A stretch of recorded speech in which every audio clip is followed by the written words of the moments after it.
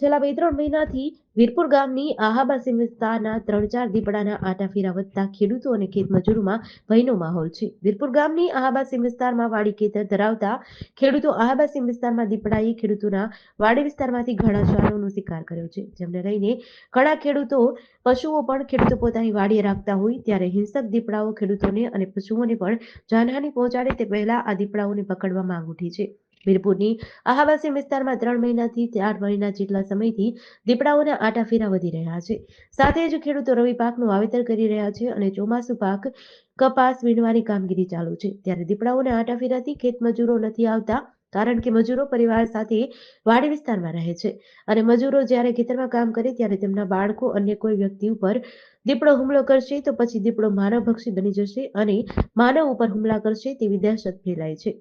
સાથે જ વન વિભાગ દ્વારા એક દીપડાને પકડવા માટે એક પાંજરું મૂકવામાં આવ્યું છે, જેમાં દીપડાઓ પાંજરે પુરાતા નથી, ત્યારે વધુ 3 કે 4 પાંજરા મૂકવામાં આવે તેવી માંગ ઉઠી છે.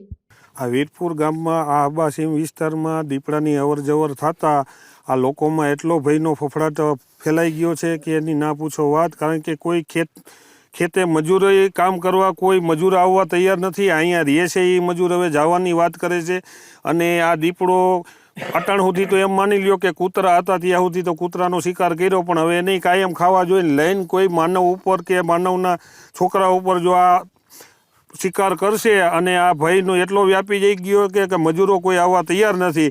એટલે તમે અમને વન વિભાગની એવી માંગ છે કે તમે જેમ બને એમ તાત્કાલિક 2-3 પાંજરા મૂકી અને આને પકડો એવી અમારી વન વિભાગને નમ્ર અપીલ છે. વીરપુર આહાબાસી વિસ્તારમાં 2-3 મહિના થયા 2-3 દીપડાની અવર જવર આટાફેરા ચાલુ થઈ ગયા છે અને અમારા આ વિસ્તારની અંદર 15 કૂતરા હતા, એને મારી નાખ્યા છે અને એક પિંજરું મૂક્યું છે. ફોરેસ્ટવાળા 2-3 દિવસ આવી ગયા પણ પિંજરાની અંદર દીપડો આવતો નથી.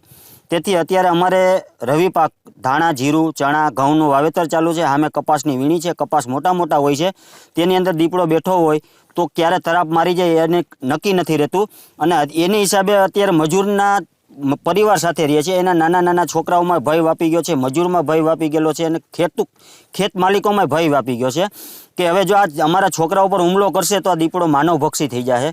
એની હિસાબે હવે મજૂર અહીં રહેવા તૈયાર નથી અને ખેત માલિકોને ખેતી કેમ કરવી એ એક વિચારવા જેવું છે. એની હિસાબે અમારે ફોરેસ્ટને વન વિભાગવાળાને નમ્ર નિવેદન છે કે પાંજરા 2 થી 3 તમારે વધારે મૂકો અને બને ત્યાં સુધી વહેલી તકે દીપડાને કવર કરી અને તમે વન વિભાગમાં મૂકી દો. જીડીસી ન્યૂઝ સાથે સુરેશ ભાલિયા, જેતપુર.